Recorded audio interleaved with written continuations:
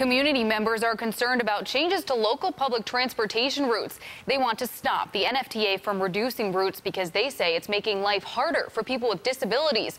News 4's Allie Ingersoll has more on their message tonight. Allie? Callum, this discussion about the NFTA's route reduction comes on the eve of the ADA anniversary. People with disabilities say the discontinued buses are leaving them stranded, and it isn't only impacting them, but the community as a whole.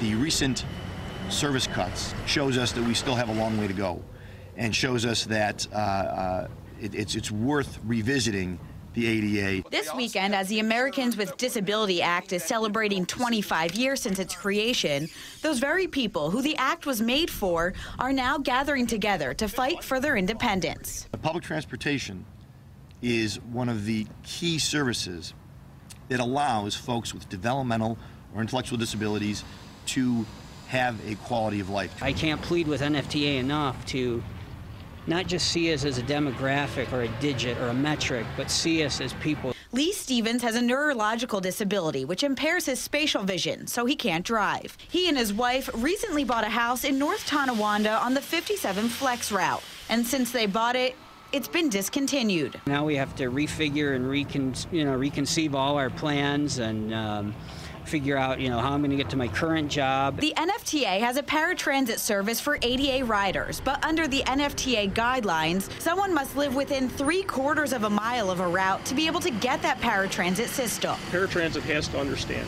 Maybe I can go here and there with my wheelchair, but when you have to go 5-6 miles, that's a big difference. ADA riders say this issue goes beyond them and other people with disabilities. If you hold half of us back, we cannot succeed as a community.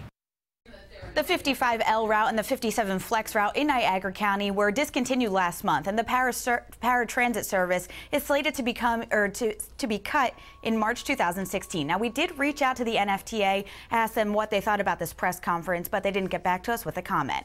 Live in the newsroom, Allie Ingersoll, News 4 at 6.